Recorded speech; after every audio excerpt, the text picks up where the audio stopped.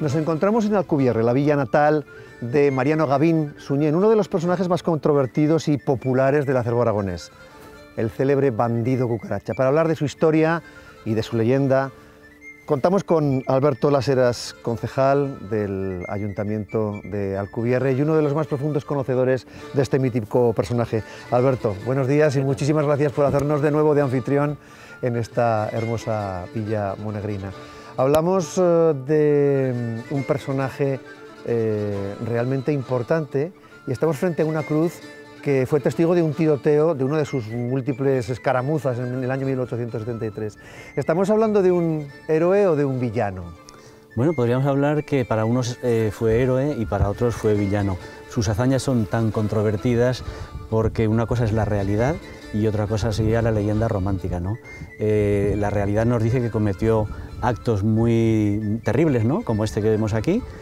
Santiago Ardid murió asesinado el 15 de abril de 1873 y Santiago Ardid vivía muy próximo a su casa, son casas casi vecinas, personas del mismo pueblo que se conocían muy bien, pero ahí las tensiones, las disputas, las bravuconerías, todo eso hizo que terminase la cosa así. Te invito a que vayamos hacia el cementerio y me vas contando. Muy bien. Vamos para allá.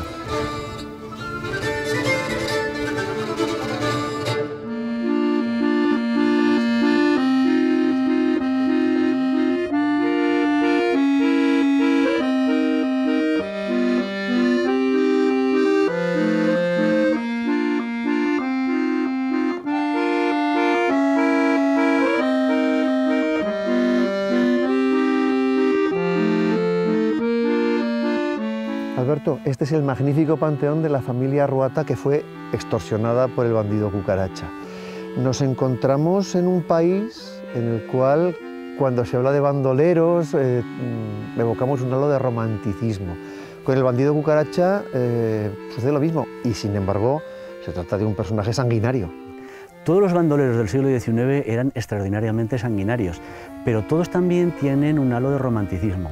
La razón puede ser sencilla. Si tú pides un fuerte secuestro o robas una elevadísima cantidad de dinero, ¿qué te cuesta repartir unos reales entre tus amigos o familiares que estén necesitados? En el caso de la familia Ruata, que estamos aquí delante del Panteón, Juan Ruata fue secuestrado a finales de enero de 1875 y liberado el día de la Candelaria, o sea, el 2 de febrero.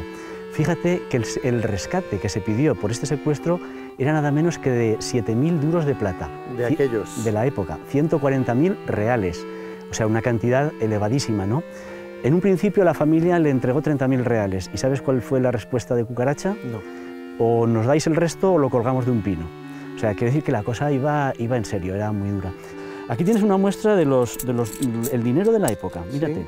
Son duros de plata. Este es de Isabel II. Estos abarcarían, digamos, lo que es la trayectoria o la vida de Mariano Gavín Suñén. Retallado para Portugal, ¿verdad? Resellado para circular por el gobierno portugués. Y aquí tienes también... Estos son Amadeos. Amadeos, son el gobierno provisional 1869, 70, 71. Aquí tienes, este sería el duro de Alfonso XII. Uno como este fue el que recibió de recompensa y agradecimiento Juan Olmos por todos los servicios prestados. Y habla realmente de la solvencia de una organización que era una organización criminal, realmente, la del bandido Cucaracha, porque ¿qué radio de actuación cubría esta banda de unas 100 personas, verdad? Sí, entre 50 y 100 miembros es lo que oscila esta banda. Pues fíjate, el radio de acción era muy importante porque cubría desde el río Gallego, o sea, prácticamente Zaragoza, hasta el río Cinca, hasta Fraga, y desde el Ebro hasta los Pirineos. Caramba. O sea, era una zona muy amplia y de ahí no se libraba nadie que tuviese plata precisamente. Terratenientes, ricos propietarios, ganaderos, tratantes de ganado, tratantes de cereales, no se libraba absolutamente nadie. Bueno, vamos a ver si te parece la tumba del hermano del bandido Cucaracha, que también... Sí, está aquí, está muy cerca de aquí, está muy cerca de la de los Ruata. Vamos para allá.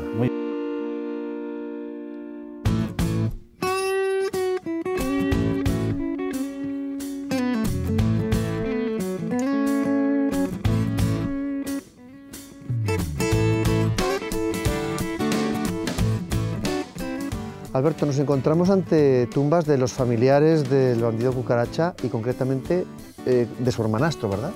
Cierto, el padre de Cucaracha se casó 2 veces.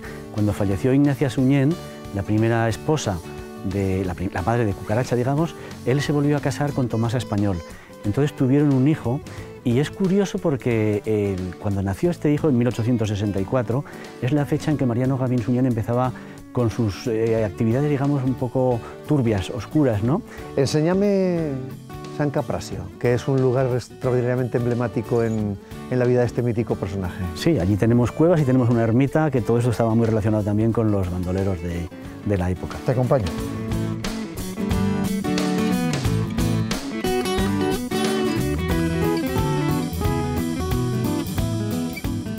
Este excepcional paisaje que se divisa desde la cima de la Sierra de Alcubierre, con sus sinuosos desfiladeros y con sus cuevas, sirvió de morada al bandido Cucaracha y sus secuaces. Aquí se refugiaron de los agentes de la ley que habían puesto precio a sus cabezas. En 1875, el bandido Cucaracha murió tiroteado en una emboscada, y ese día murió el hombre y nació la leyenda del bandido que la cultura popular ha mantenido hasta nuestros días.